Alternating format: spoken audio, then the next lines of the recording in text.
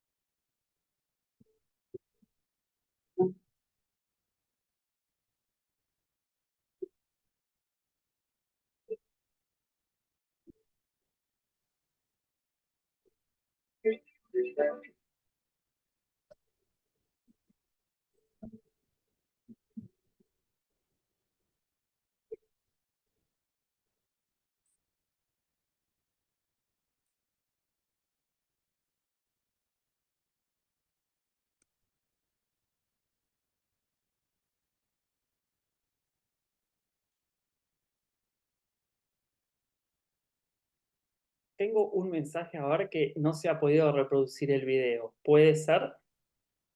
Correcto, Julián, no se ha podido reproducir, no he visto yo tampoco. Y con audio también. Ahora vamos a... Intermitente, creería yo. Sí. No sé si le Julián, pase a puede alguien ser que más. tengas que compartir pantalla. Está habilitado para compartir.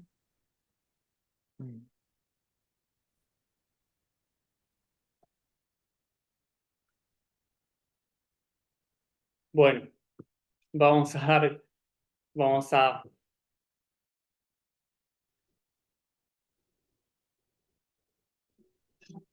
Ahora sí, se ve pero no se escucha.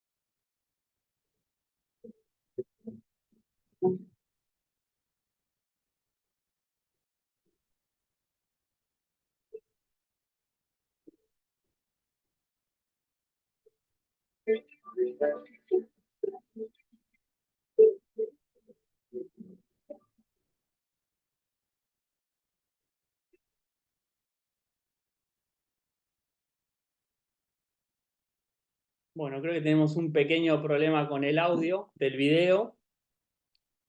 Y aprovecho la oportunidad, bueno, para invitarlos. Las imágenes creo que hablan por sí solas por esta bella ciudad en la cual realizaremos el encuentro, que los esperamos 23, 24 y 25 de mayo en la ciudad de Rosario. Entonces vamos a continuar con este webinar. Voy a darle la cordial bienvenida y agradecerle a Diana Chango por aceptar nuestra invitación y poder compartir con ella esta brillante exposición. Diana, bienvenida. Buenas tardes. ¿Me confirman si se escucha? Sí se escucha, Diana. Gracias. Buenas tardes, soy Diana Chango, anestesióloga de Ecuador. Formo parte de la Sociedad Latinoamericana de Anestesia Regional, conjuntamente con el doctor Hamilton Lama, mi compañero, que en este momento también, con el cual vamos a desarrollar este tema de las complicaciones, que es el tercer tema en cuanto a los webinares que hemos desarrollado en este tiempo, conjuntamente con el doctor Miguel Ángel Reina. Entonces, en esta ocasión vamos a hablar sobre complicaciones en anestesia neuroaxial. Si por favor podemos, comparto la pantalla.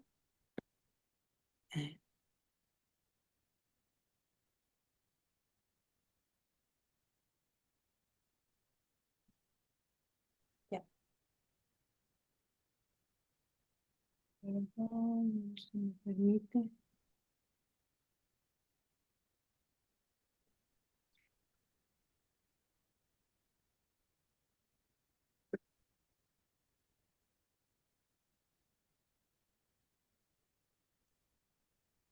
Ok. Entonces, en esta ocasión hemos modificado un poco la temática. Dianita, no veo yo en la pantalla, no sé si soy el único. No se ve. No se ve, Dianita, por favor. A ver.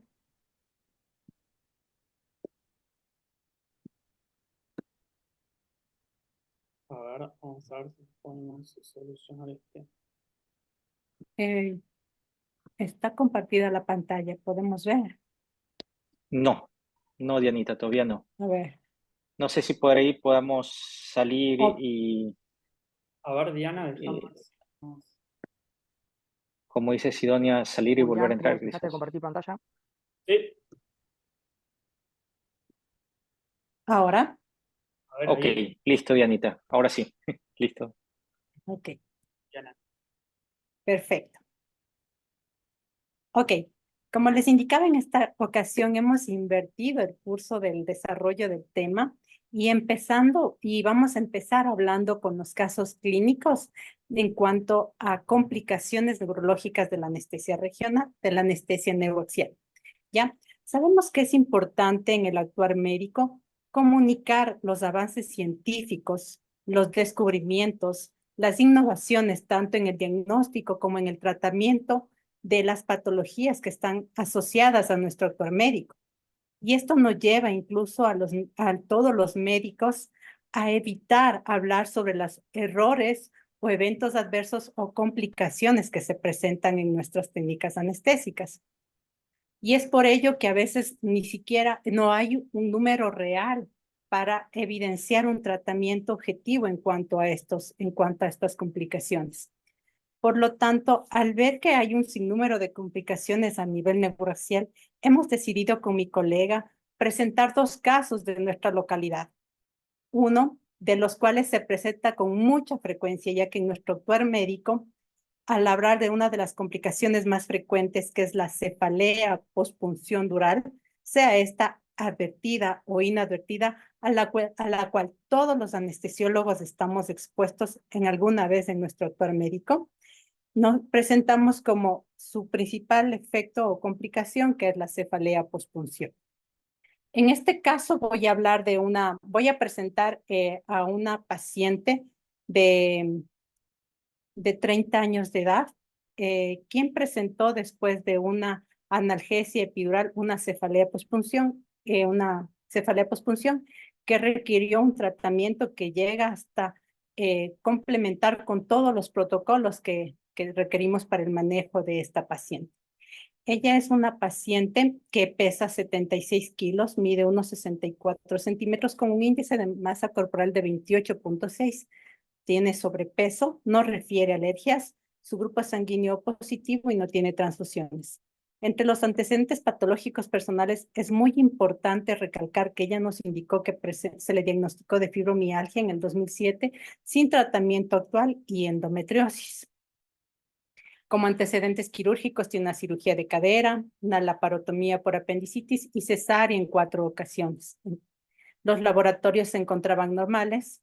Acude a nuestro hospital por un cuadro de un sangrado uterino no anormal, presentando un diagnóstico de endometriosis. El plan con esta paciente, después de múltiples tratamientos analgésicos, se había decidido una histerectomía abdominal, para lo cual el equipo de anestesia realiza el chequeo preanestésico y con ella se decide de manera conjunta después de explicarle el tipo de anestesia. Como sabemos, una de las principales contraindicaciones para una anestesia o analgesia neuroaxial es que el paciente se niegue o no acepte este procedimiento, en la cual la paciente por algún motivo se negó a recibir una analgesia neuroaxial y se hace con una anestesia general balanceada este procedimiento. La paciente ingresa, se hace un monitoreo básico, la cirugía dura aproximadamente 2 horas. Al tener el conocimiento de los antecedentes clínicos de la paciente, se realizó desde el transquirúrgico una analgesia intraoperatoria multimodal. Todo el tiempo se mantuvo con infusión de dexmedetomidina a 0.5 microgramos kilogramo hora y como analgésicos tanto sistémicos, tanto débiles como fuertes, se iniciaron antiinflamatorios, el paracetamol, también se administró ketamina y el opioide fuerte que es la morfina. Pero esta paciente al salir al área de recuperación presenta un dolor intenso, un EVA de 8/10. Entonces se complementa la analgesia, se le administra, primero se complementa la morfina, se pone 3 miligramos adicionales, se administra sulfato de magnesio, diluido, lento, y como un antiespasmódico la buscapina compuesta en nuestro país, que esta tiene metamizol y bromuro de iosina. Al evaluar la paciente a la media hora y a la hora con ninguno de estos medicamentos cede el dolor y la paciente presenta mayor angustia. Entonces, para calmar su angustia también, pensando en que estaba interviniendo en partes el tema psicológico, se le administra midazolam y se le inicia la bomba de morfina. Nosotros la bomba de morfina la preparamos con ampollas de 10 miligramos, 20 miligramos en una solución salina de 98 ml y se inicia la infusión a 4 ml hora. Durante todo este transcurso también hasta preparar la medicación, para optimizar se le fue poniendo bolos de fentanil de 50 microgramos y se había llegado a un total de 300 microgramos. Al ver a esta paciente como tal, nos representa este cuadro de Munch en el cual está un hombre desesperado, con angustia. En este caso, nuestra paciente, también tratamos de evaluar si presentaba alguna otra alteración de tipo mecánico en relación con la cirugía para verificar si ella presentaba algún dolor que no estaba en relación con la técnica, con la con las heridas, pues. Entonces, se llama la valoración por ginecología, se verifica que no haya peritonismo, que no haya evidencia de una víscera hueca rota, que tal vez no hubo mucha tracción por cuanto de los retractores y alguna lesión nerviosa. Se hace la valoración neurológica tanto motora como sensitiva. Entonces, el dolor que ella refería era que era un tipo cólico, no cedía, nos indicaba que era 10/10, y en ese momento nos enteramos por parte de ginecología que uno de los motivos de la histerectomía era que esta paciente presentaba dismenorreas mensuales que le llevaban a hospitalización y la paciente ya no quería saber más de menstruaciones. No es indicación, pero el dolor que la llevaba la paciente es lo que le encaminó a esto, la endometriosis, la dismenorrea, a que se haga la histerectomía abdominal. Por lo tanto, hablando con el equipo de ginecología, ellos nos indicaron que coloquemos un catéter peridural, ya que si administrábamos una anestesia raquídea, su idea iba a ser una dosis única y la paciente iba a estar hospitalizada por lo menos 48 horas. Como sabemos, desde el año 2002, la OMS, quien maneja para manejo del dolor, lo hace con una escala en el cual se va sumando los analgésicos dependiendo el tipo de dolor y el tiempo que presenta el dolor. Ya se modificó que esta lo utilizaban para los pacientes con cánceres, se extrapoló para el manejo del dolor agudo y crónico, y ya desde ese año se estableció un cuarto escalón en el cual una de las dosis más efectivas o de los actos más efectivos es el intervencionismo, y sabemos y conocemos que el catéter peridural tiene la mejor analgesia que se realiza a nivel neuroaxial. Entonces se lo coloca, pero ya es una paciente que tiene dolor, que sabemos que tiene sobrepeso y que no estaba colaborando adecuadamente. Peso a ella misma solicitó que se le ponga el catéter por los antecedentes de las cesáreas en los cuales sabía el beneficio de esta técnica. Entonces, se lleva a la paciente a colocar nuevamente quirófano para colocar el catéter, siempre con la correcta asepsia, antisepsia. Nosotros siempre realizamos vestimenta completa, bata, guantes, terno quirúrgico, todo estéril. Siempre lo principal es evaluar a cada paciente, verificar a nivel de la exploración física cómo encontramos la columna vertebral, y para determinar a qué nivel se va a colocar el catéter. Como era una cirugía en abdomen bajo, el nivel de L3, L4 era lo indicado, y se realiza ahí la colocación del catéter con una técnica con pérdida de la resistencia, la técnica de Dogliotti con lidocaína al 2% con epinefrina para la pérdida de la resistencia. Siempre hacemos con líquido, no se hace procuramos no hacerlo con aire, ya que sabemos que eso nos puede también incrementar el riesgo de una cefalea pospunción. Pero lamentablemente el momento en que se llega al espacio, se confirma la pérdida de resistencia, se va dilatando el espacio con 3 ml a 5 ml de la solución de lidocaína. Al intentar pasar el catéter, no pasa fácilmente, entonces se modifica la orientación de la aguja, tanto 30, 60, 90 grados del un lado del otro lado, y por ningún motivo pasó. Todos los artículos nos indican que cuando no pasa un catéter fácilmente no estamos en espacio peridural, pero en este caso verificábamos que había pérdida de resistencia y pasaba líquido, pero el catéter no pasó. Entonces, como nos indican las guías, una vez que tenemos 2 intentos en un sitio, debemos modificarnos hacia otro sitio, porque ya modificamos la orientación de la aguja varias veces. Entonces nos pasamos el nivel L2, L3, y allí obtuvimos la misma respuesta con la pérdida, pero aquí en este nivel sí pasó fácilmente el catéter, se lo prueba, no hay retorno de líquido cefalorraquídeo y se pone la dosis de prueba. La paciente a la introducción del catéter no refiere parestesias, colaboró adecuadamente y se coloca la primera dosis de carga de analgesia peridural, que es la solución que estamos describiendo allá, y se le indica una infusión constante de 6 ml hora. Nosotros siempre dejamos un rango de ajuste para que modifiquen las enfermeras en piso, le evaluamos en recuperación, todo estuvo en orden y se le da el alta a la habitación. Después de dejar un catéter peridural, siempre evaluamos cada 12 horas a nuestros pacientes, hacemos la ronda. Y en la noche nos encontramos con una paciente que había disminuido totalmente el dolor, una ligera molestia, un EVA de 3/10, signos vitales bien. Y asimismo al siguiente día en la mañana.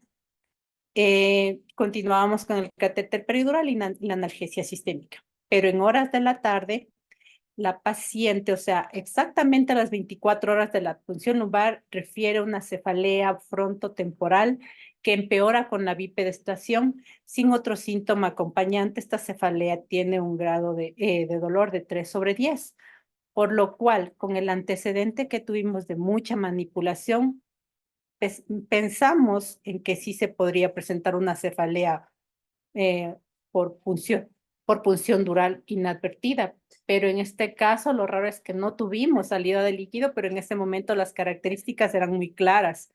La paciente, el dolor se presentaba cuando se sentaba, no tenía más síntomas acompañantes, pero entonces cuando uno ya tiene estos síntomas y tenemos una cefalea bastante clara, diagnosticamos si no había cefalea tensional, que no sea una de tipo migrañoso, tenía mucha correlación con la cefalea postpunción clínica. Iniciamos un tratamiento conservador, que es lo que generalmente realizamos o tenemos como protocolo de manejo de nuestra institución, iniciando con los antiinflamatorios, ya saben, conociendo el tipo de esta cefalea que es de carácter de vasodilatación y de los medicamentos que tienen mayor eficacia, administramos la cafeína con horario. En nuestro medio tenemos esta que viene combinada con paracetamol y adicionalmente indicamos la hidrocortisona, que sabemos actúa tanto como antiinflamatorio, que también va a actuar a nivel de la producción de líquido cefalorraquídeo. Entonces, y también se le indica a la paciente los líquidos a libre demanda. Recordemos que es importante tratar la cefalea, porque el porcentaje de complicaciones o de efectos secundarios que se presentan posteriores a no tratar a una cefalea es muy amplio. Llegan a un porcentaje tan alto que desde el 300 al 700%, tanto de cefalea crónica, de cervicalgias, de dolor lumbar, así como también de depresión. Por eso es importante tratar y manejar a nuestros pacientes. Después de estas indicaciones, la paciente refiere que la cefalea mejora, pero sobre todo cuando se pone en posición de cúbito dorsal, que eso nos confirmaba el tipo de cefalea y esta no llega a ser más de 2/10. Y recuerden también que el dolor es el quinto signo vital y es un medidor de la calidad del manejo de nuestros hospitales, ¿no? Entonces, por eso debemos estar pendientes de nuestros pacientes. Al siguiente día, la paciente refiere mejora de la cefalea, tolerancia oral adecuada, se retira el catéter. Recuerden que el catéter lo habíamos administrado porque en otro punto, cuando uno tiene una punción inadvertida, una de las indicaciones y que está bien documentada es dejar el catéter peridural y dejarlo en teoría por 24 horas, que nos va a ayudar a la inflamación y evitar la fuga de líquido cefalorraquídeo. En este caso, el catéter estaba, en el segundo intento se le dejó a nivel peridural. Y allí la infusión que se estuvo pasando no fue un volumen amplio, que también nos confirma lo que ya nos indica la evidencia, que la hidratación a nivel peridural no nos mejora el pronóstico o nos ayuda en el tratamiento de la cefalea postpunción. Porque también, entonces es lo que ya no cumple su función, lo retiramos, la paciente nunca llegó a un EVA alto, se le dio el alta y se le indican los signos de alarma.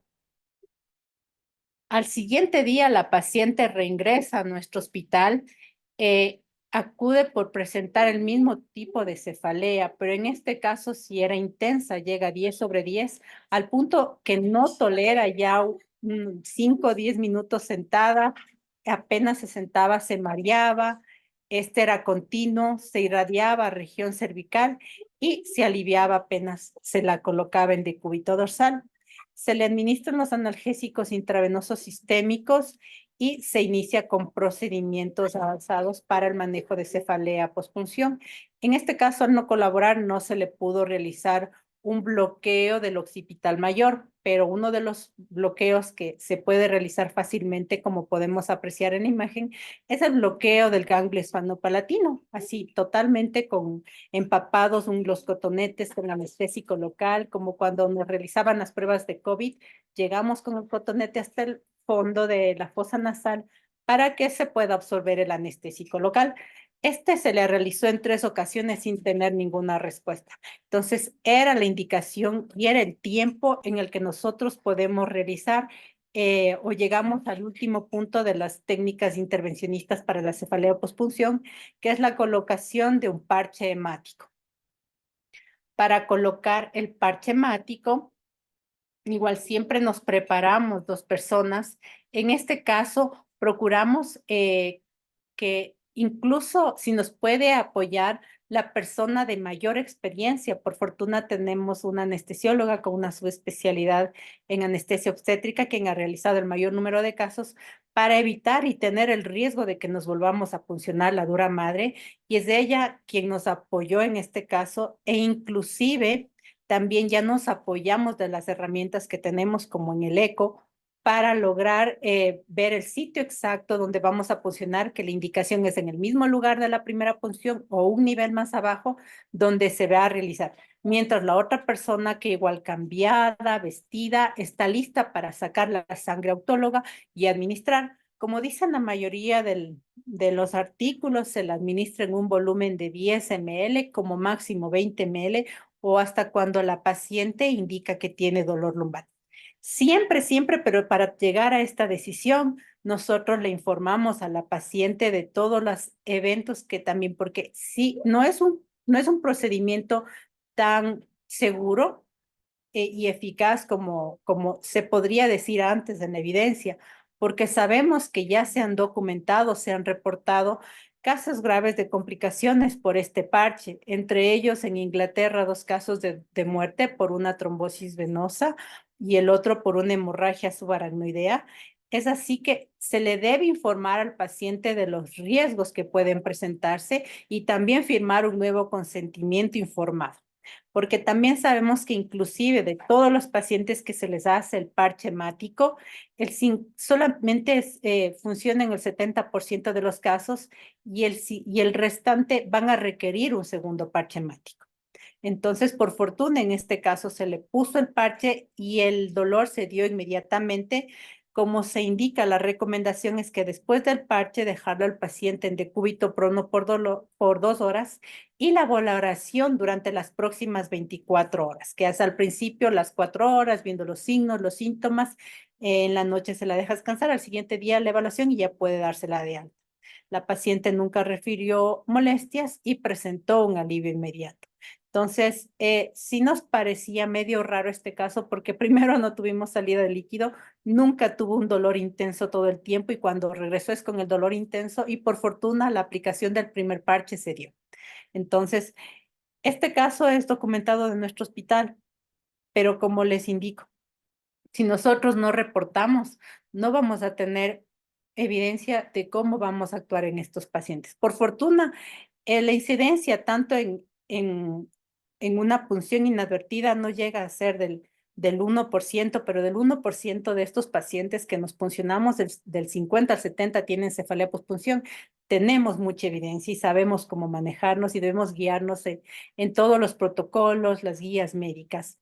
Pero así también hay casos de complicaciones a nivel neuroaxial, como uno de los cuales va en este momento a comentar mi colega, en los cuales son extremadamente raros, por los cuales hemos tenido que dirigirnos hacia las revistas médicas y ver un caso clínico publicado.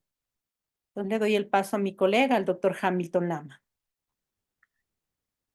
Muchísimas gracias, Dianita. Bueno, continuando con estas charlas, agradeciendo a todos por su presencia.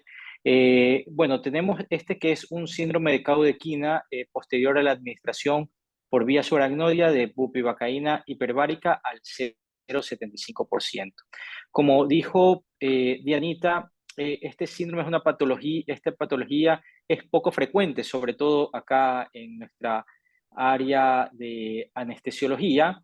No he tenido yo experiencia del caso, pero como bien lo dijo Diana, pues tuvimos que recurrir a ciertas bibliografías. Es un caso que ocurrió en nuestro país por un colega, entonces, miembro de la sociedad, entonces estamos tratando de exponerlo de alguna manera. En este caso tenemos un caso clínico de una paciente de 42 años con historia previa de síndrome de colon irritable que es ingresada para realizarse una cesárea segmentaria por un embarazo a término más una salpingectomía bilateral.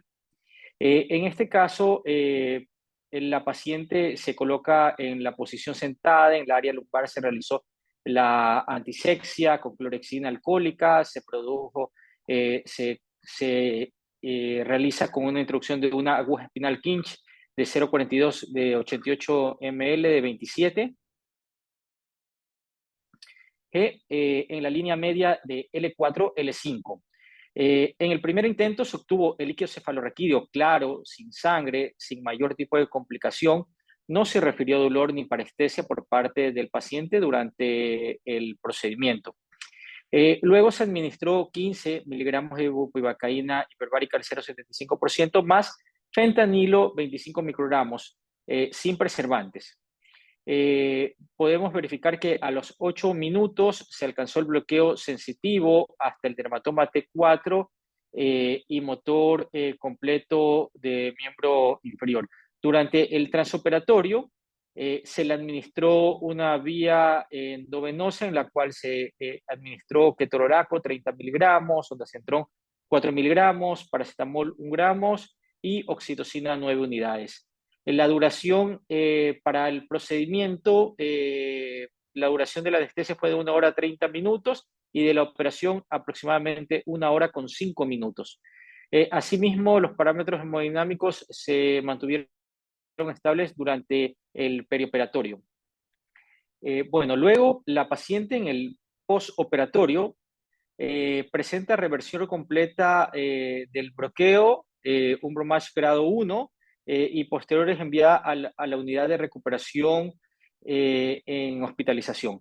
Seguidamente, más o menos aproximadamente a unas 16 horas en este postoperatorio, se solicita interconsulta por parte del Servicio de Ginecología y Obstetricia a la Coordinación de Anestesiología, al departamento, debido a que la paciente presenta signos de dolor en la región lumbar, con una intensidad aproximadamente de EVA de 5/10.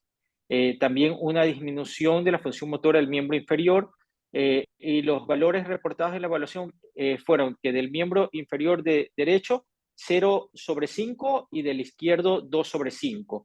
Y también una hipoestesia en el área de la silla, en la parte montar.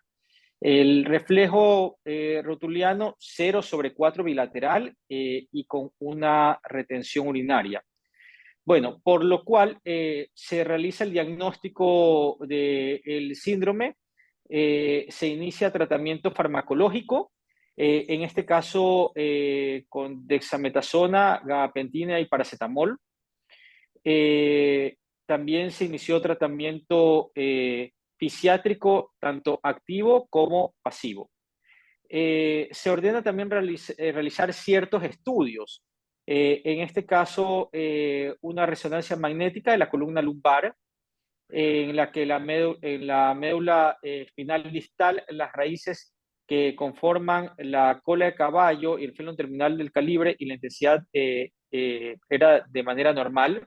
La protrusión discal central de L4 y L5 que deprime la parte del saco tecal sin datos de compresión radicular. Se realizó otro estudio como es la electromiografía, en el estudio compatible con síndromes radiculares. De otra parte, también el paciente de alguna manera fue dado de alta más o menos a los 10 días del postoperatorio, con mejoría, en este caso, de la sintomatología de la función muscular, como la parte de la sensibilidad y el control de los esfínteres. Se administró medicamentos, se prescribió una receta con paracetamol, gabapentina y prednisona. En las semanas posteriores del postoperatorio, en este caso, la debilidad del miembro inferior continuó mejorando, pero se evidenció retención urinaria, por lo que se requirió colocación de una sonda vesical de manera intermitente. Entonces, actualmente vemos que estos casos son poco frecuentes.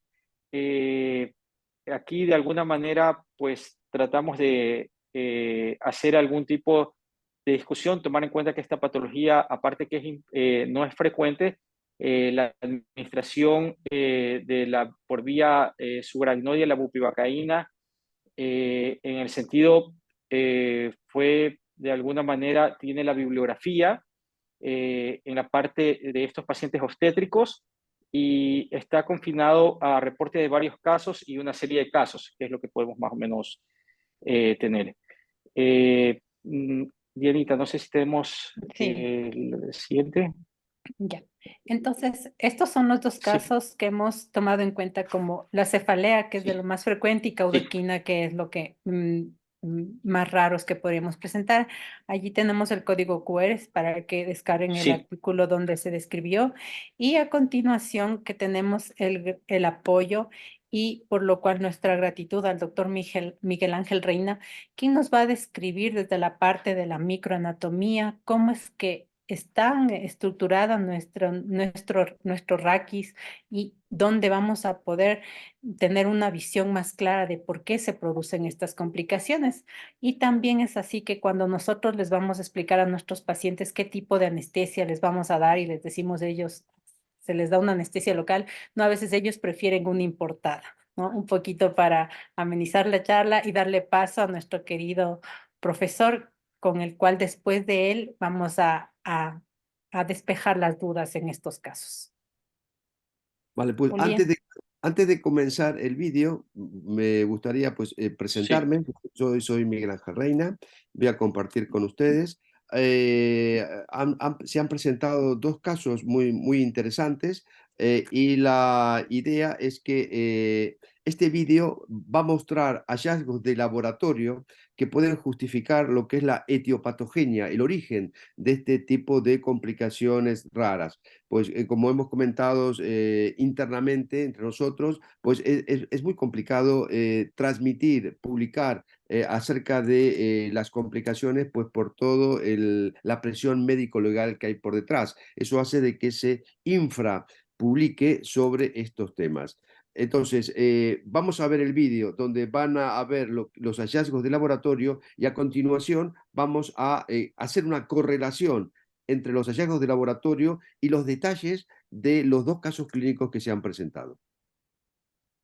Vamos a ello.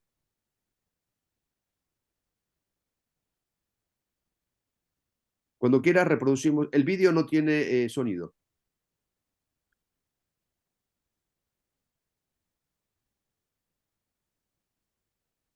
El quirófano, el quirófano.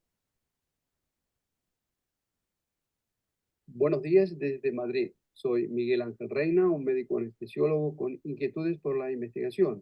Y al tiempo de hacer quirófanos, pues también realizo mis investigaciones en el laboratorio. El próximo congreso LASRA Rosario en Argentina en 2024 será una oportunidad para compartir experiencias. Verán en imagen lo que un anestesiólogo busca para otros anestesiólogos, cómo se identifica un problema en el quirófano y cómo se intenta dar respuesta en el laboratorio, intentando profundizar en el conocimiento y alcanzar conclusiones que nos ayude a tomar decisiones. Decisiones que se toman de forma individual, en la soledad del quirófano y sin tiempo para la consulta. Ese es nuestro día a día. Les mostraré evidencia para esclarecer algunas complicaciones. En la cefalea postpunción dural no ha habido grandes cambios en las últimas décadas. En los años 90 se hicieron muchos estudios clínicos sobre el uso de diferentes diseños de agujas espinales y la disminución sobre la incidencia de la cefalea posterior. Nosotros desde el laboratorio hicimos aportaciones sobre la morfología de esas lesiones que producimos cada vez que hacemos una punción lumbar con diferentes tipos de agujas. Y también trabajamos sobre otras complicaciones neurológicas relacionadas con la anestesia raquídea y epidural.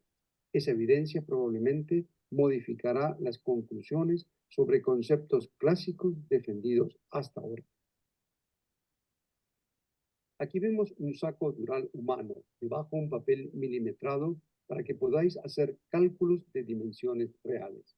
Vemos cómo es la forma de ese saco y qué ocurre cuando acercamos la punta de una aguja espinal para intentar pincharlo y hacer una anestesia espinal o raquídea. Este es el esquema que muestra esos conceptos clásicos en el libro de Miller hasta en sus últimas ediciones, repitiendo edición tras edición la misma imagen que recomienda alinear el bisel de la aguja paralelo al eje de la columna. ¿Por qué? Porque decían que las fibras de la dura madre eran longitudinales y paralelas al eje de la columna y que el bisel separaría las fibras en vez de cortarlas, disminuyendo el tamaño de la lesión dural. Pero en nuestra imagen vemos que eso no es verdad. Aquí tenemos dos lesiones producidas por una aguja biselada 22G, alineando el bisel paralelo y perpendicular al eje de la columna, vistas desde dentro del saco dural. Ahora analicemos. Al pinchar se produce una lesión de la dura madre y otra lesión de la lámina aracnoidea. Les mostraré de forma tridimensional que las fibras no son ni longitudinales ni paralelas. Que de las dos lesiones, la lesión aracnoidea es más importante que la lesión de la dura madre. Y comprenderán ustedes por qué eso es así. La lámina aracnoidea además está formada por células. Las células no tienen ninguna dirección, son como mosaicos en una pared. Aquí ven dos lesiones, una en vertical y otra en horizontal, y ambas son exactamente igual tamaño. Estamos viendo la lesión de la lámina aracnoidea. Analicemos cómo influye la morfología para debatir sobre este tema y qué poco nos habían contado sobre esto. Veremos cómo es la morfología de esas lesiones suturales y aracnoideas producidas por diferentes diseños de punta y diámetro externo de agujas espinales. Aquí vemos a la izquierda una lesión producida con aguja biselada tipo Quinque y a la derecha otra lesión producida con aguja tipo punta de lápiz, Huitraque. Conocer de la dura madre y de la lámina aracnoidea cuál es permeable, cuál ejerce un efecto barrera, conocer si cierran a la vez o cierra primero una y otra después, son factores que afectarán al resultado final de la fuga de líquido cefalorraquídeo a través de la lesión dural.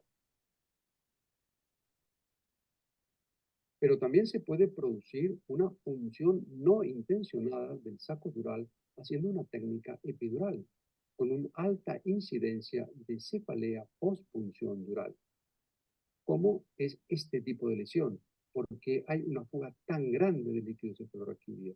Difícilmente podemos ver esos detalles en nuestros pacientes. Todos sabemos que existe el trabeculado aracnoideo, que cruza el espacio subaracnoideo espinal entre el líquido cefalorraquídeo. El trabeculado aracnoideo casi ni es nombrado en los libros de anestesia, dado su bajo interés por esta estructura.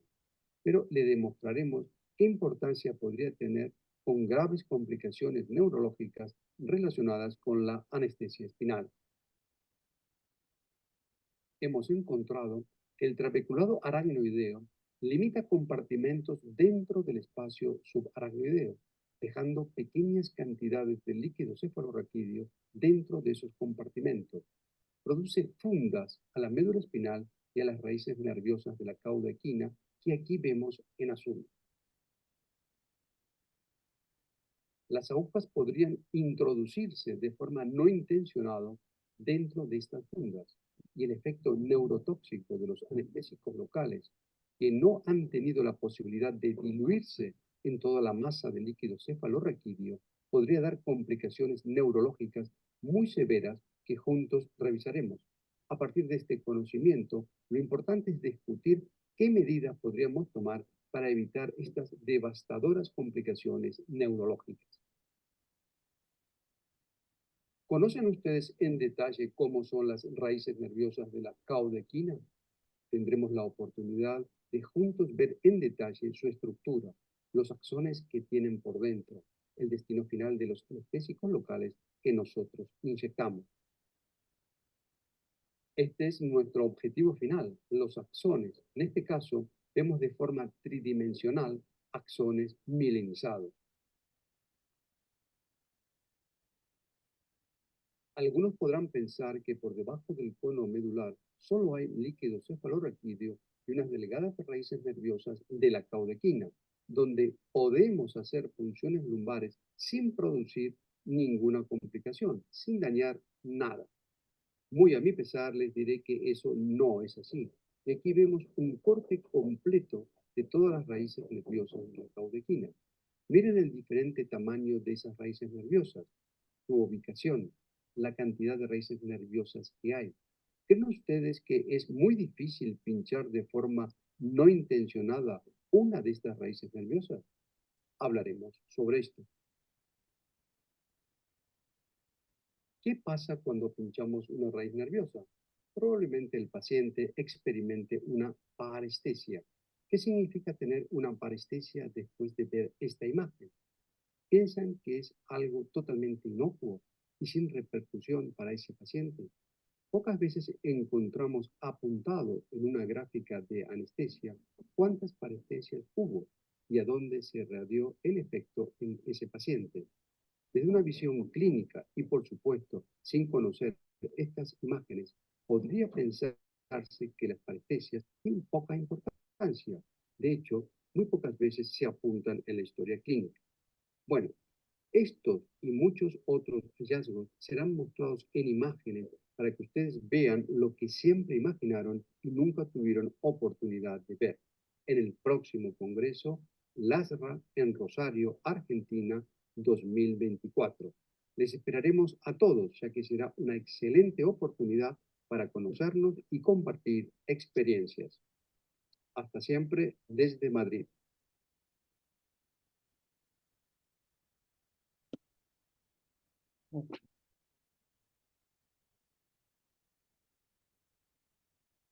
Ahora tengo un micrófono. Pues querer comentarles que esto que han visto es simplemente un tráiler, como el tráiler de una película, no es la película completa. La idea es que la película la puedan ver en el Congreso, ¿eh? Entonces esto es un adelanto del tipo de imágenes y de los temas de los cuales voy a hablar yo en las mesas que me han invitado.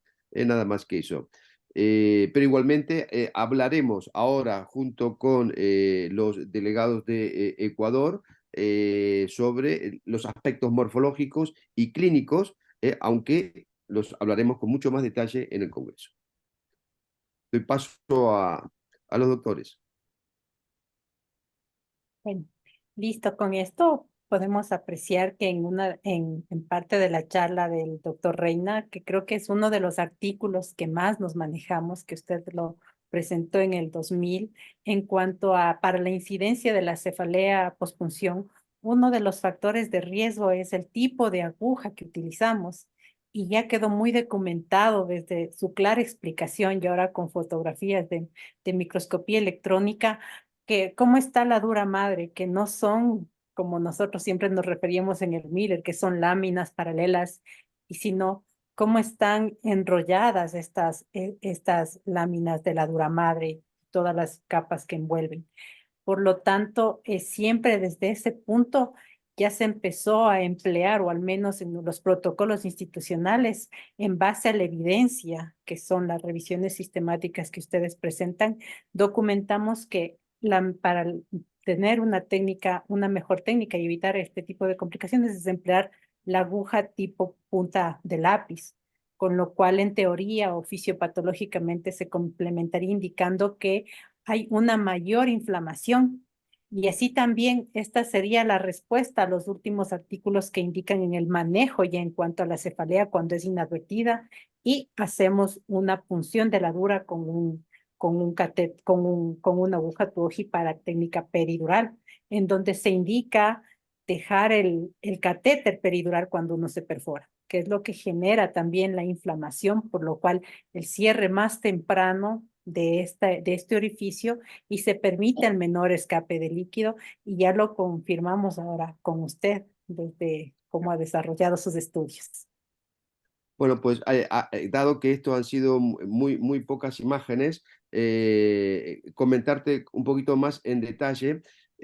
Originalmente se habló de la dirección longitudinal y paralela y siempre se habló de la dura madre, nunca se habló de la lámina aracnoidea.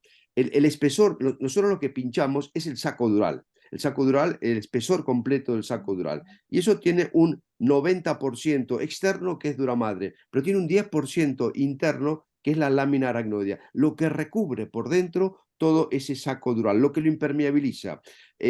Partamos de la base de que la duramadre son fibras entrecruzadas, y es permeable, o sea que si no existiese el recubrimiento interno de la lámina aracnoidea, el líquido se escaparía, el líquido cefalorraquídeo, se iría todo hacia epidural.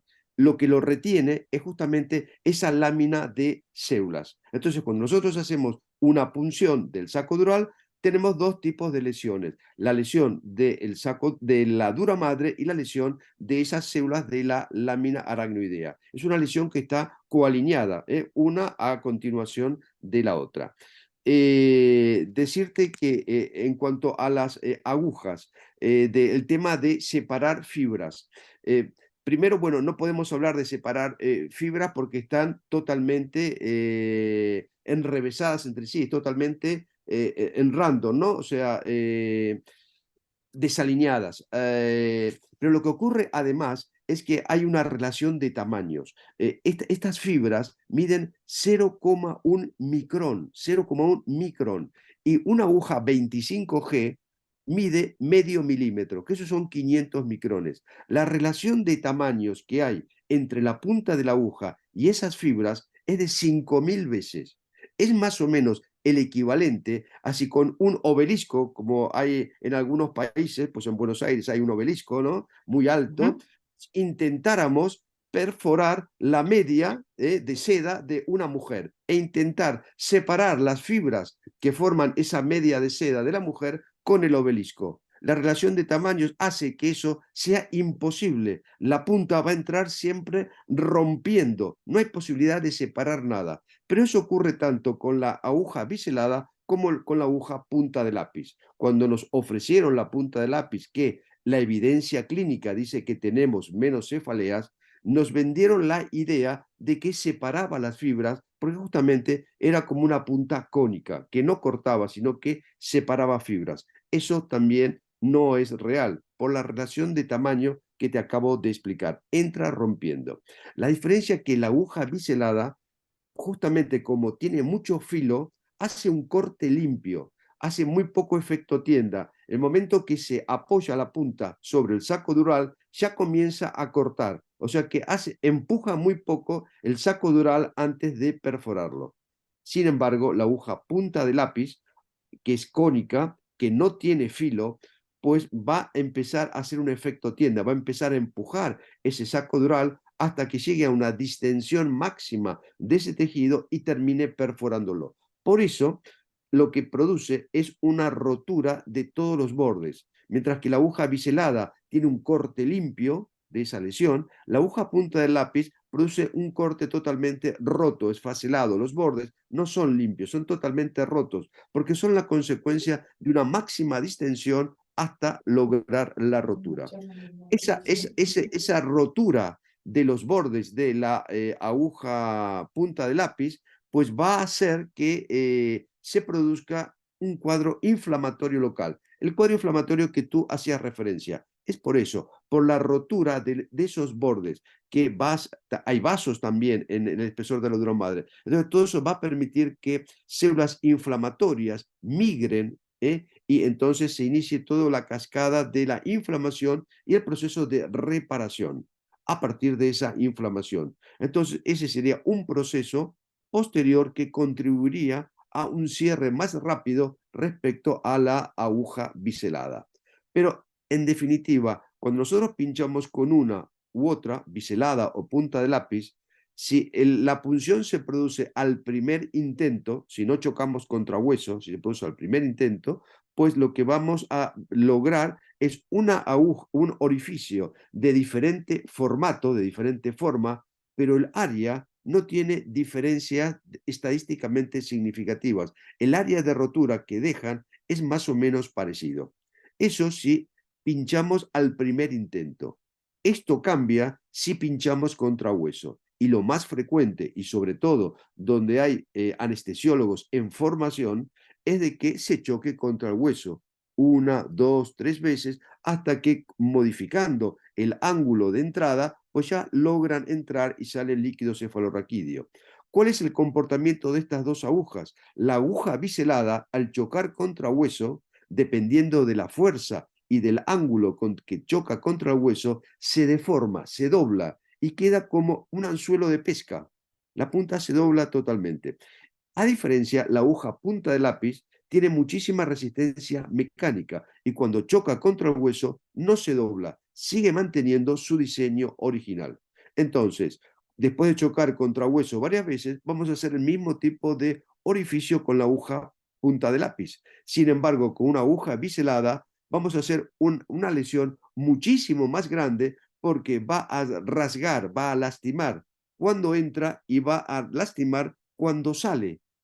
¿Por qué? Porque tiene la punta doblada. Entonces, ese es el mecanismo real que nos lleva a una mejora clínica entre el uso de una u otra. Y esto lleva a que en regiones donde por razones económicas no es posible comprar agujas punta de lápiz y solo disponen de agujas biseladas, considerar este aspecto, que si se demoran un poco en calcular bien el ángulo de incidencia por cómo tiene curvada la espalda ese paciente y logran al primer intento, el efecto va a ser similar al de una punta de lápiz. Sin embargo, claro, en la práctica eso ocurre pocas veces. Muchas veces pinchamos contra hueso y por eso la mejora clínica que nosotros tenemos con la aguja punta de lápiz.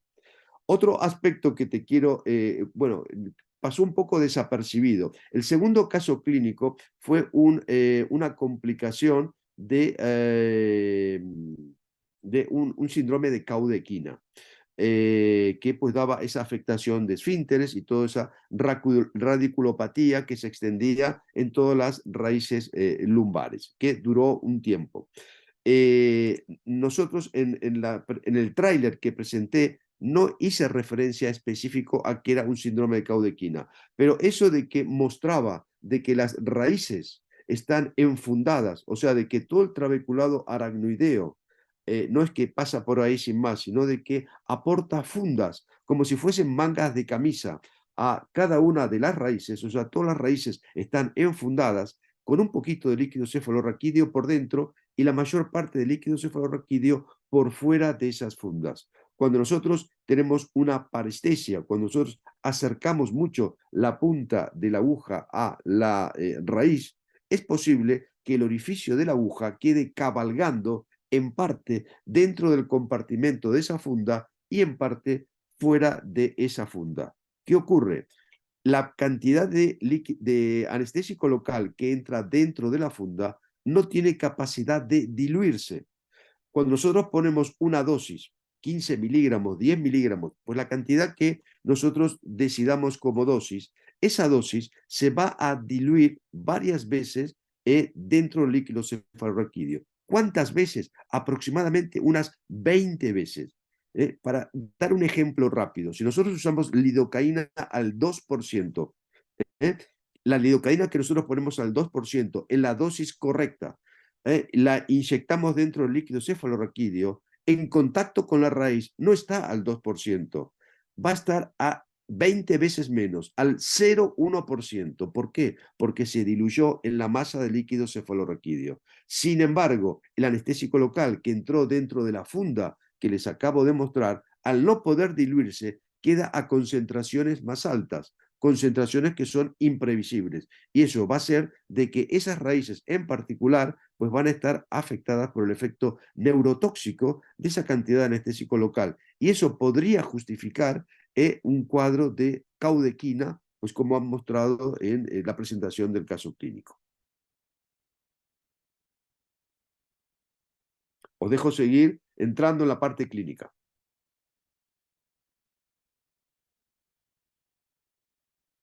Sí, perdón, con respecto a ese caso de caudequina, era bupivacaína 0,7.5%, ¿verdad?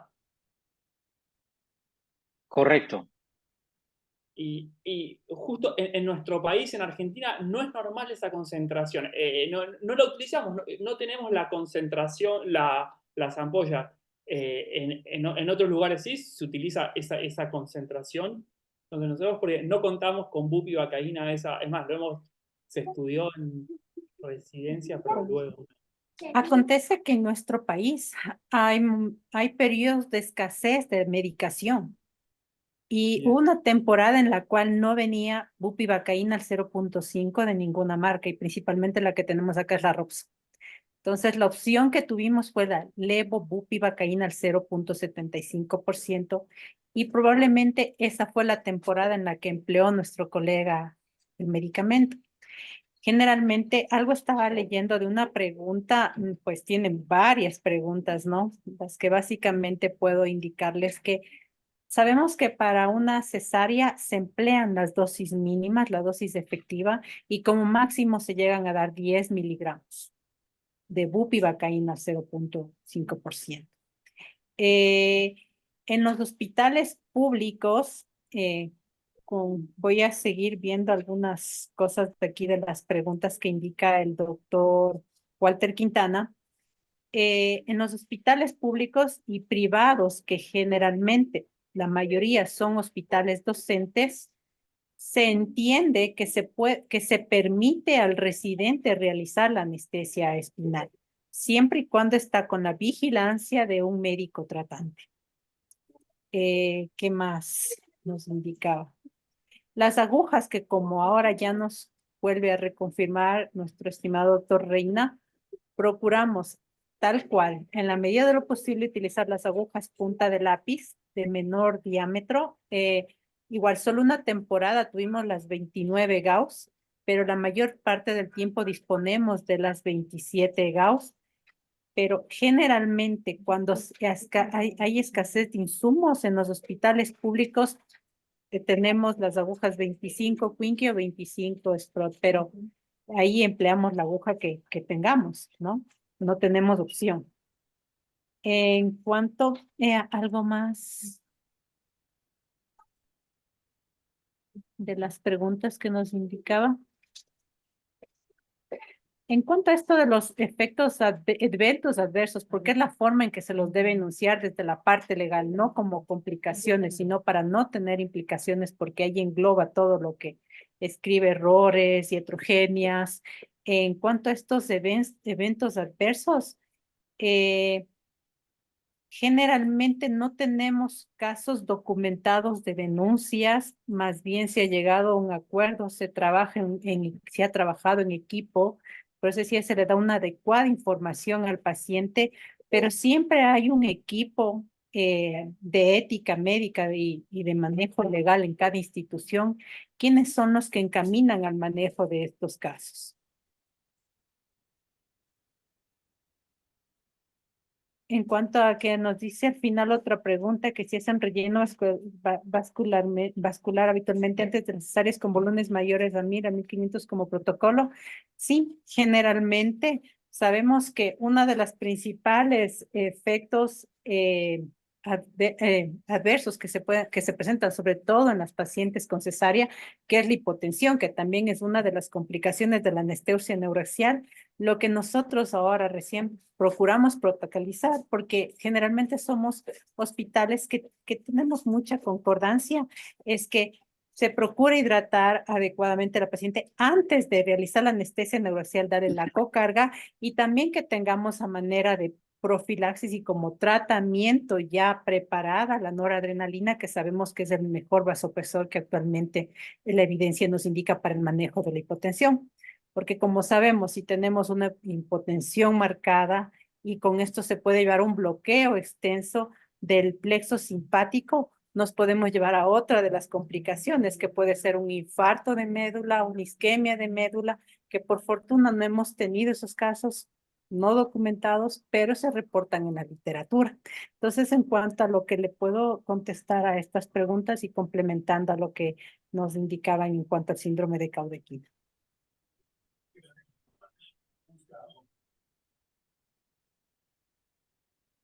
Gracias, doctora, por las respuestas. Fueron varias porque, bueno, no quería olvidarme de algunas en el momento, pero bueno, estamos, como nos pasa acá en Argentina, seguramente la falta de insumos por distintos motivos y situaciones hacen que tengamos que echar mano de los elementos que estén disponibles para los residentes, para los pacientes, quiero decir, ¿no?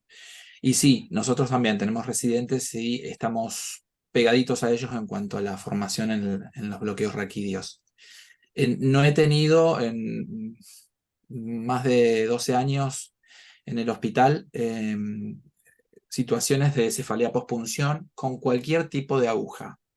Ahora, más allá del tipo de punta, quizás no sé si les ha pasado en el cambio de marcas, en la falta de insumos, la dificultad en la colocación del líquido del anestésico local en cuanto a la mayor resistencia que suelen tener a veces las agujas y eso nos demanda un mayor tiempo en cuanto a la práctica misma de la raquidia, ¿no? Y nos pone en situaciones donde, por eso la pregunta esta de la falta de efecto del anestésico, nos pone en situaciones en donde no toma la raquidia habiendo tenido un buen retorno del líquido cefalorraquídeo, que también es un evento que tiene que formalizarse en los formularios que tienen farmacia y demás, en cuanto a las calidades de las drogas, ¿no?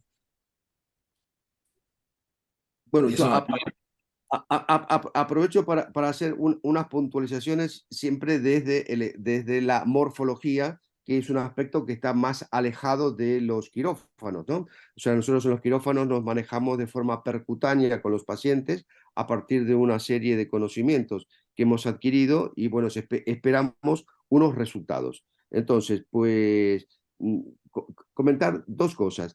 La primera es en el caso de un paciente que hacemos una punción, que sale líquido cefalorraquídeo y cuando nos ponemos a continuación la dosis y la respuesta no es la que esperamos. O sea que queda un bloqueo inferior al esperado de acuerdo a la dosis que ponemos habitualmente o que queda parchada, ¿no? O sea, hay unas zonas que quedan bloqueadas, otras no, o queda muy bajo el bloqueo. Bueno, entonces, quería comentarles que desde el punto de vista morfológico, en algunos pacientes existen unos tabiques dentro del espacio subaracnoideo, o sea, dentro del saco dural existen tabiques. Esos tabiques responden a unos ligamentos que pueden estar más o menos desarrollados dentro del espacio subaracnoideo. Y te cuento de dónde sale todo eso. Los ligamentos más constantes que están dentro de ese espacio son los ligamentos dentados, que son totalmente laterales y que salen pues donde salen las raíces por los laterales, ¿no? Pero existen otros que en algunos pacientes están y en otros no. Entonces, un ligamento que está en la parte posterior y otro ligamento que está en la parte posterolateral. Entonces, ustedes preguntarán, ¿y esto de dónde sale? ¿Qué me están contando? Ocurre que embriológicamente el espacio subaracnoideo, pues en las primeras etapas no existe. Todo eso está relleno por un tejido y que ese tejido poco a poco se empieza a reabsorber. Se forman como pequeñas lagunas. Esas lagunas cada vez crecen en tamaño y confluyen unas en otras, hasta que llega un momento que se reabsorbe todo y se forma el espacio subaracnoideo relleno por el líquido cefalorraquídeo. Ocurre que en algunos pacientes ese proceso de reabsorción no se completa totalmente. Al no completarse, esos resabios embriológicos quedan como ligamentos que tabican ese espacio y hace de que la libre circulación que nosotros tenemos de líquido cefalorraquídeo esté alterada y por tanto, cuando nosotros inyectamos el anestésico local, pues puede quedar dentro de una cavidad que no comunica con otra y por esa forma se produce un bloqueo parcial o en zonas, ¿no? Se llaman bloqueo endamero, como con la ropa de un payaso, ¿no? En una zona sí, en otra no. Y eso se debe a la existencia de estos ligamentos. Eso por un lado. Y por otro lado, en relación al primer caso clínico que comentaron que hicieron la punción en un nivel que recuerdo que era L3, L4, y cuando intentaron poner, o sea, hubo una correcta pérdida de resistencia, pero cuando intentaron colocar el catéter no avanzaba, tenía un stop, ¿no? Y eso pues no avanzaba. Eso les llevó a decidir que hacer una nueva punción un nivel por encima, donde sí pues además de localizarlo, pudieron colocar correctamente el catéter. Entonces la pregunta es, ¿por qué no entró ese catéter? O sea, ese catéter realmente, ¿dónde estaba metido? Porque hubo una pérdida de resistencia. Entonces, ocurren dos cosas. Por empezar, antes de llegar al espacio epidural, pues la punta de la aguja está atravesando el ligamento amarillo. Y el ligamento amarillo, curiosamente, no es un ligamento único. Tiene una parte derecha y una parte izquierda, que embriológicamente empiezan a crecer y se funden en la línea media. Y entonces forman lo que en el adulto es el ligamento amarillo. Pero hay veces que esa fusión que se produce en la línea media tiene ciertos defectos que dejan como unos pequeños agujeros, unas oquedades, unas pequeñas como cavernas. Entonces, nosotros podemos tener pérdida de resistencia dentro de esos defectos del ligamento amarillo y cuando nosotros vamos pero no estamos en el espacio epidural, estamos en el espesor del ligamento amarillo. Y cuando nosotros vamos a colocar el catéter no avanza a ningún lado. ¿Por qué? Porque está dentro del ligamento amarillo. Necesitaríamos avanzar un poquito más para poder llegar al espacio epidural. Y la segunda posibilidad es que la aguja el orificio de la aguja de Tui esté cabalgando en parte dentro del espacio epidural, pero que no haya entrado toda dentro del espacio epidural, se haya quedado parte dentro del ligamento amarillo, lo cual va a reducir lo que es el orificio funcional de esa aguja, que sí va a permitir que nosotros inyectemos un líquido y tengamos pérdida de resistencia, pero no va a dejar pasar un catéter 20G, que es el que habitualmente nosotros metemos a través de la aguja. Perfecto, Doc. Yo le quiero hacer una pregunta más allá de lo anatómico. Hemos tenido hace algunos años, hace varios años, incluso creo que falleció en el 2023, una paciente que yo la conocí durante por lo menos 15 años, que entraba cada año, año y medio por infecciones de articulaciones y demás, con lupus.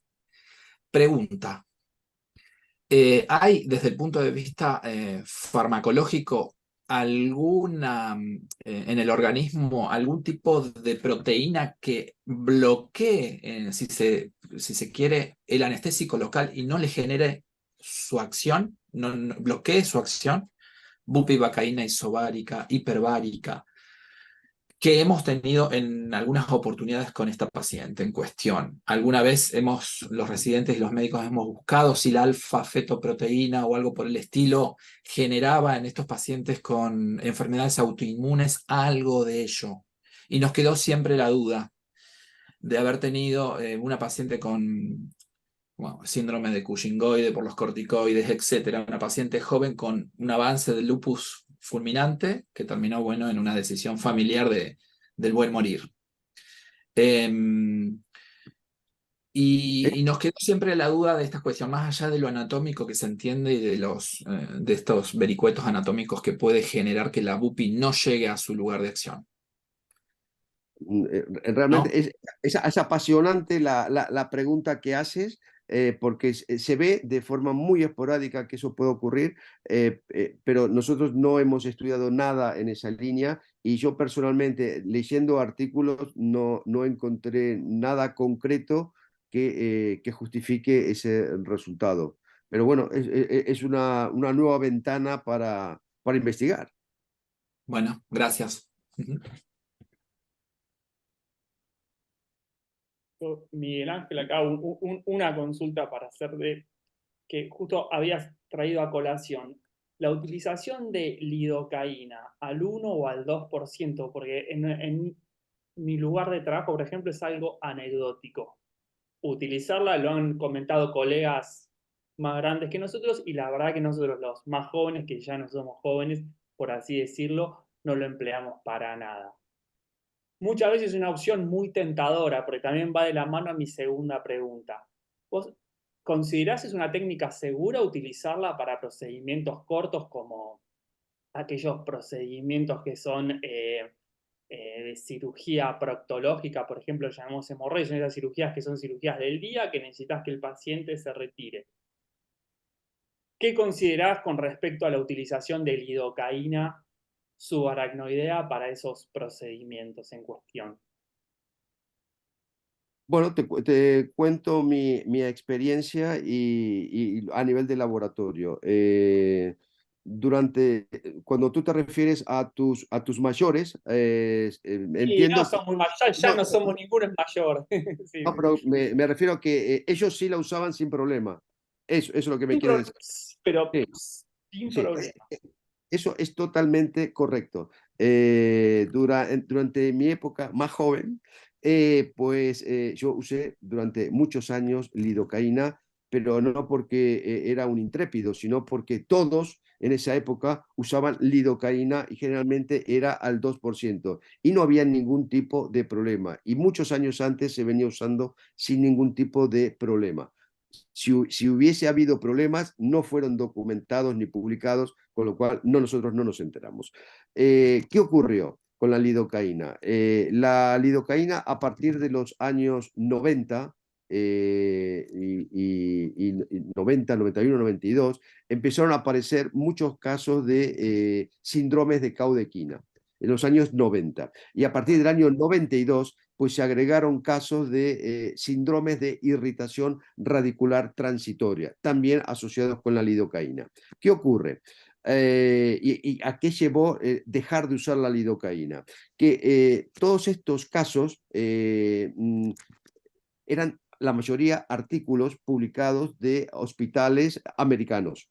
En Estados Unidos era en esa época muy frecuente utilizar lidocaína al 5% hiperbara. Y entonces, pues a partir de todos esos casos que aparecieron, se relacionó la aparición de esas efectos adversos, llamémosle, con este fármaco. Y entonces, pues se dijo de que la lidocaína al 5% era una concentración muy alta, que la lidocaína respecto a otros anestésicos locales tenía más efecto neurotóxico, porque se habían hecho estudios en cultivos celulares y en in vitro, en cultivos celulares, se vio de que era varias veces más neurotóxicas que el resto de los anestésicos locales. Todos los anestésicos locales, por actuar a nivel de la bomba de sodio voltaje dependiente, son neurotóxicos. O sea, el mecanismo de acción del anestésico local es bloquear esa bomba. Entonces, eso es un efecto neurotóxico. Lo que pasa es que la lidocaína, esa concentración en cultivos, es más que otros. Bien. Luego, se empezaron a acumular muchos artículos americanos, pero cuando empezaron a aparecer artículos europeos, se vio de que esa misma complicación aparecía con la mayoría de los anestésicos locales, no solo con la lidocaína. Y se hicieron estudios donde el efecto hiperbaro, pues no, en estudios en animales, pues no estaba relacionado con un efecto neurotóxico per se, por el efecto de ser más hiperosmolar. Pues no. Y ya te digo, y que la lidocaína pues era uno más que producía ese problema. Pero eso llevó a un cambio de conducta en las nuevas generaciones, a desestimar el uso, eso sumado con que coincide en el tiempo con la aparición de nuevos anestésicos locales, la levobupivacaína, la ropivacaína, que aparecen un poco después, donde hay una presión importante desde los laboratorios por intentar venderla, con lo cual pues intenta desprestigiar a una lidocaína que era muy económica y intentar reemplazarla pues, por otros fármacos entrecomillados más seguros. Perfecto, clarísimo, perfecto. Y ahora aprovecho a seguir con mi segunda pregunta. Con respecto a los estudios, a los avances de, como muy bien explicaste, la anatomía de las meninges, la técnica de cola de caballo, para estos mismos procedimientos, de cola de caballo, de bloqueo en silla de montar, para estos procedimientos coloproctológicos, porque creo que es algo que lo hacemos mucho, muy frecuente, necesitamos que el paciente se vaya rápido. ¿Se considera hoy en día una técnica segura? Esperar, buscar que el anestésico quede en esa zona. En mi caso, porque ahora hablo de residentes o anestesiólogos formados que ya dicen, no, se está hablando que es una técnica la cual está muy desaconsejada por la aparición de complicaciones neurológicas. ¿Es Bueno, algo, te cuento, eso va soportado, basado por el efecto hiperosmolar que supuestamente hace que se deposite, supuestamente, porque ahora te diré lo contrario, supuestamente se deposite mayor cantidad de anestésicos locales sobre determinadas raíces que están en una zona más de cúbito. Y entonces, pues, porque el paciente lo deja sentado justamente para que se vaya a bloquear el periné. Te cuento, las soluciones hiperbáricas no es un fármaco. La solución hiperbárica es una mezcla de moléculas. Cada molécula sigue manteniendo las propiedades de cada una. Entonces, hay un anestésico local y hay dextrosa. ¿eh? Entonces, la dextrosa y el anestésico local que sea, no se combinan. O sea, cada uno mantiene su identidad. Lo que ocurre es que cuando tú lo inyectas, que está esa mezcla, pues durante los primeros segundos, el primer minuto, pues va a ir descendiendo por efecto de la gravedad. ¿Por qué? Porque esa glucosa de alguna forma, por atracción electrostática, pues va haciendo descender a las moléculas del anestésico local, pero que son moléculas libres, que no están atadas a la destroza.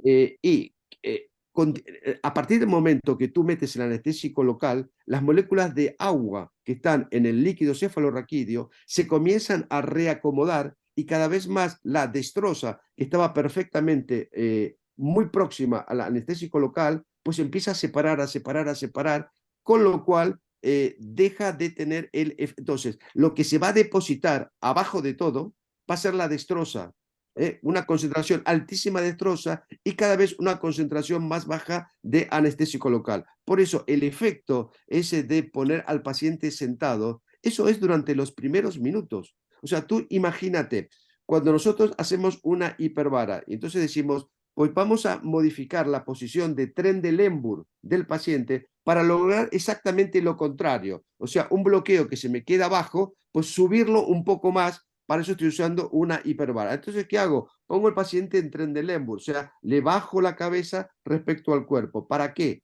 Para que supuestamente pues descienda esa mezcla dentro del líquido cefalorraquídeo. Ese efecto va a ser válido en los primeros 10 minutos. Si después de una hora tú cambias la posición de Trendelenburg, el nivel de bloqueo no se va a modificar para nada, porque todas las moléculas ya están perfectamente fijadas. Y entonces es lo mismo, pero exactamente al revés. No sé si te aclaró algo. muy claro? Muchas gracias. Muchas gracias. Doc, Miguel, ¿usted usa el barbotage en los bloqueos raquídeos con hiperbárica para subir un poco el bloqueo? No uso el barbotage porque el barbotage bueno, para el que no lo sepa, el barbotage es aspirar y volver a inyectar para hacer una turbulencia dentro del líquido cefalorraquídeo. Entonces esa turbulencia de un volumen dentro de otro volumen es totalmente impredecible porque va a depender del grado de turbulencia que tú generes, con lo cual es muy difícil que tú logres un nivel más o menos exacto de bloqueo que tú esperas usando barbotage. Yo realmente no uso barbotage. Lo que yo hago es, sale el líquido cefalorraquídeo, cuando sale el líquido cefalorraquídeo, yo no aspiro, directamente inyecto. ¿Por qué? Porque en el movimiento de querer aspirar para verificar si sigo estando dentro del líquido cefalorraquídeo, lo que haces muchas veces es desplazar la aguja un poquito hacia afuera, un poquito, nada más que por el hecho de tirar el émbolo hacia atrás. Entonces, si la aguja te está justo cabalgando, pues la terminas de sacar. Entonces, por eso, cuando yo veo que sale líquido cefalorraquídeo, conecto el cono de la jeringa e inyecto. Totalmente. En el caso, bueno, justo entró una pregunta que iba a hacer. Habitualmente, antiguamente se llamaba raquidia minutada o, bueno, silla de montar. Algunos lo usaban minutada porque miraban el reloj y iban haciendo dosis, microdosis, ¿o no? Yo habitualmente uso de 5 a 7 miligramos y dejo al paciente 8 a 9 minutos sentado para procedimientos bajos, ¿sí? Como dice el doctor Julián, cirugías de coloprocto bajas, urológicas pequeñas, digamos, o para que el paciente, bueno, claro, ¿por qué es esto? Por las cirugías cada vez más ambulatorias, ¿no? Bueno, usted entonces, se me fue la pregunta, en cuanto a esto del paciente sentado, ¿cuántos minutos? Yo al paciente lo dejo, o sea, 10 minutos de reloj, o sea, porque una cosa es decir 10 minutos y otra es ponerse a cronometrar 10 minutos. Es muchísimo tiempo. Con el cirujano golpeando, sí. Con un cirujano que te está Esperando, sí, respirando en el cuello. Entonces, pues yo realmente pincho, dejo 1 minuto, 2 minutos y al paciente pues lo acuesto. Contarte un detalle de este tipo de bloqueos. Es muy frecuente que, bueno, muy frecuente, es frecuente que estamos haciendo ese tipo de bloqueo y no terminamos de inyectar la dosis. O sea, imagínate que tú vas a inyectar 2,5 mililitros. Y entonces tú inyectaste el primer mililitro y el paciente ya te dice que siente calor o hormigueo en el dedo del pie o en la zona perineal. Dice, Sí. ya todo esto, ¿sí? Porque es muy importante, sí, mantener un diálogo constante con el paciente. Eso sí es importantísimo para evitar efectos adversos, para saber si realmente le hiciste una parestesia, si siente un calor como una fulguración, lo que sea. Porque si no mantienes esa conversación, pues el paciente, con tal de quedar bien contigo, porque tú eres el médico y él es el paciente, con tal de quedar bien contigo, no dice nada y se lo aguanta. Entonces, si tú mantienes una conversación con él, vas a poder sacar datos que te van a ayudar a ti a tomar decisiones. Bueno, lo que te decía de sentir el calor. Entonces, ¿a qué se debe eso? O sea, que no es que tarda 1 minuto o 2 minutos en hacer efecto. Es casi instantáneo, porque nosotros todavía ni terminamos de poner la dosis.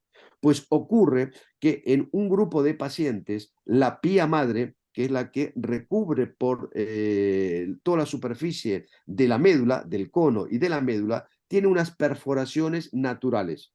Y entonces el anestésico local no tiene que atravesar la pía madre, directamente entra a través de esas ventanas directamente a todo lo que es la neuroglía y los axones de la médula. Y por eso hace como un pasaje ultra rápido de las moléculas de anestésico local a lo que es el tejido nervioso dentro de la médula. Y eso justifica esa sensación tan temprana de calor o sensación de hormigueo cuando estás haciendo esa dosis.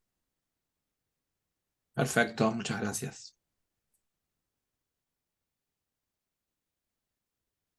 Con lo cual se van dando cuenta que a partir de detalles que les voy contando, pues se abren nuevos horizontes para ustedes, ¿no? O sea que les permite pues hacer nuevas hipótesis de trabajo sobre diferentes temas. Fíjense qué diferente es que los propios anestesiólogos vayamos al laboratorio a que usemos esquemas, porque los esquemas se pierde todo, se desdibuja todo. Ahí no hay detalles, nada es real, todo depende del dibujante que hizo ese esquema. Entonces, la importancia de que nosotros, y con esto digo de estimular de alguna forma la investigación en las nuevas generaciones, la importancia de volver a las salas de anatomía que usamos hace muchísimos años cuando estábamos en primero de la carrera de medicina.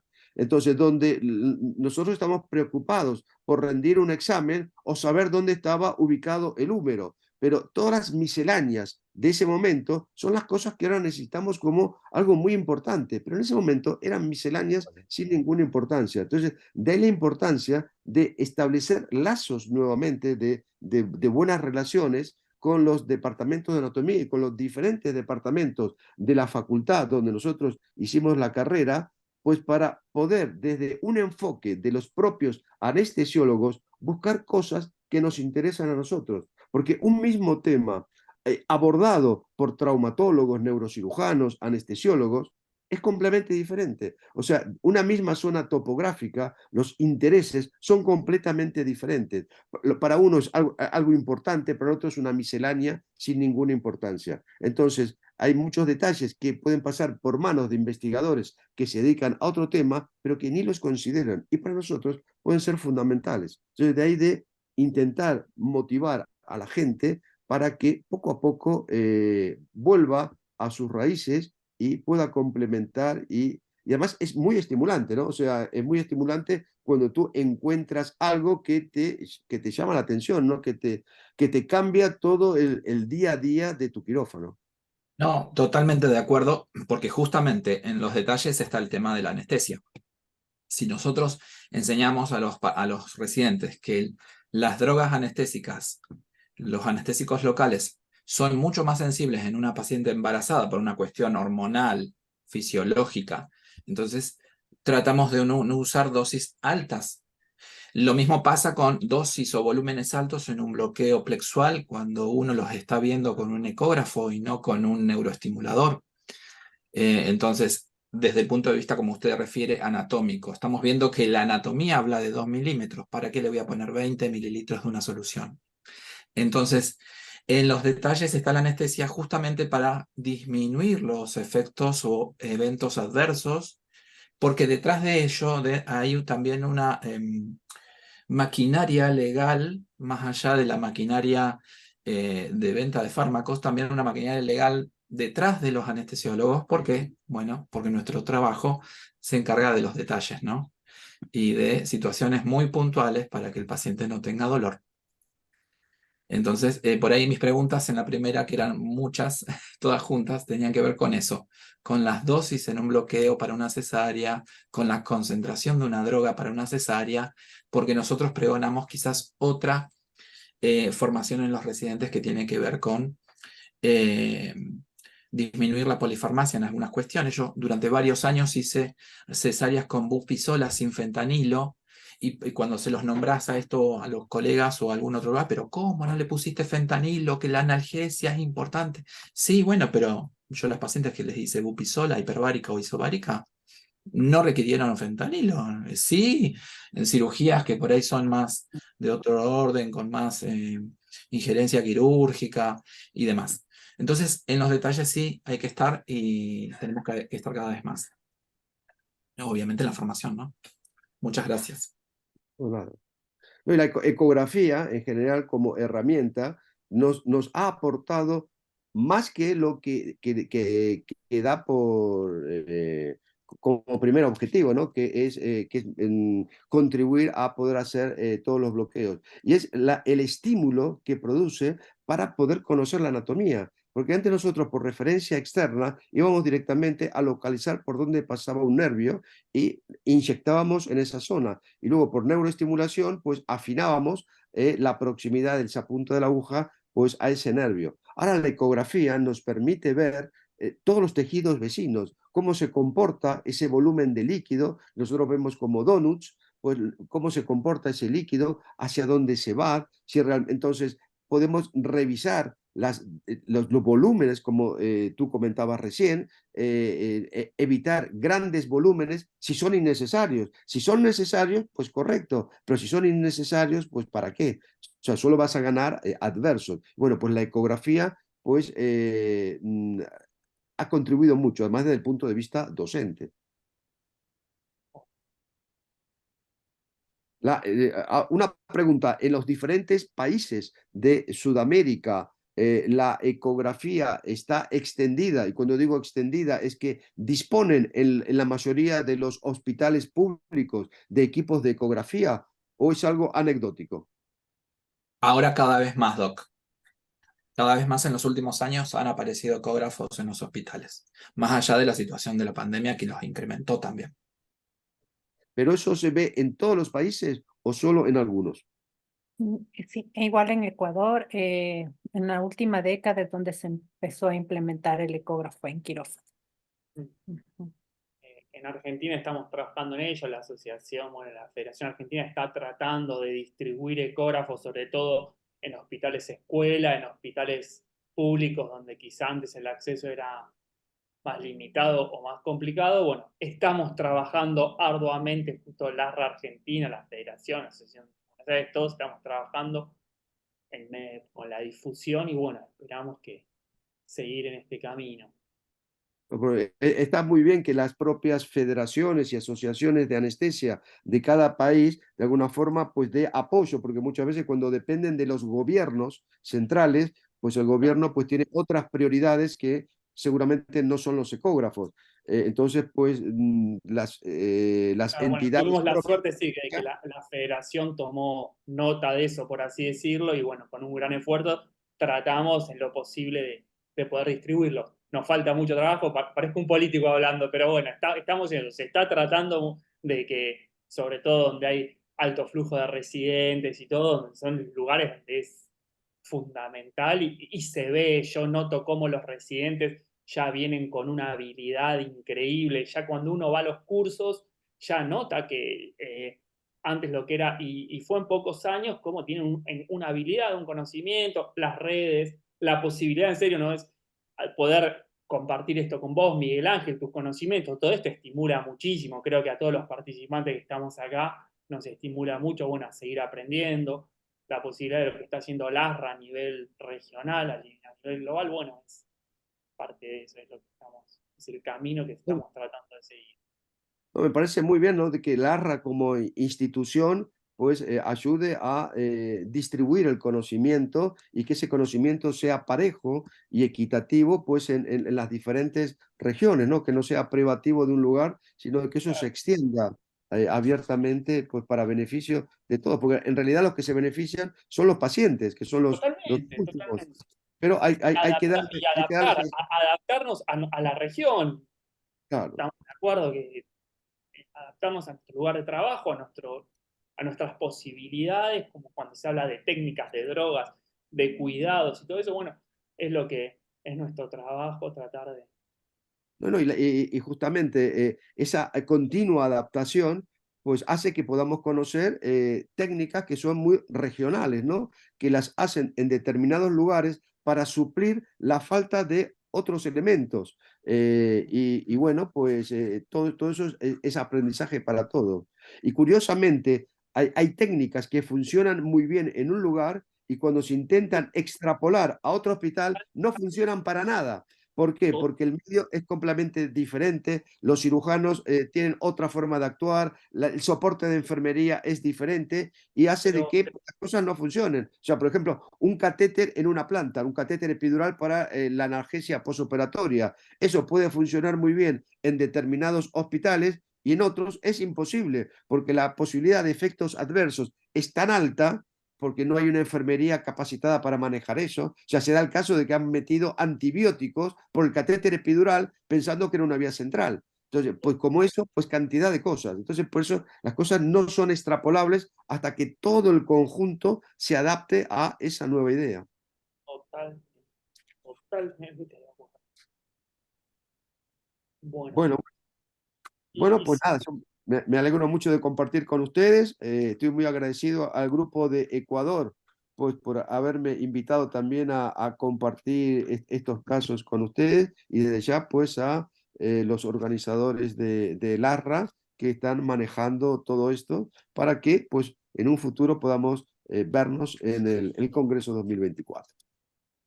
Bueno, y Diana, Hamilton, Miguel Ángel, muchísimas, pero muchísimas gracias por la participación y por todo. La verdad disfruté mucho este webinar, espero que los participantes lo hayan disfrutado como yo y sin más, sin audio, lamentablemente no salió el audio. Era una linda musiquita la de Congreso LASRA 2024 y bueno, los esperamos. Recuerden la fecha, 23 24 y 25 de mayo en Rosario, justo nuestro día un día muy importante para los argentinos, el 25 de mayo, y los esperamos. Por favor, salven la fecha. Rosario es una ciudad hermosa y los esperamos en Argentina para esa fecha, y damos por finalizado este ciclo de webinar, es el tercero y último, y vuelvo a agradecerles por todo y no mucho más. Muy bien. Pues Diana, muchas gracias. gracias. Felicidades a todos. Nos Muchas vemos en gracias. Rosario. Feliz año, Gracias. felices fiestas. Chao. Gracias. Hasta luego. Felices fiestas. Buen fin de Hasta luego. semana. Gracias a Gracias. ustedes. Chao, chao.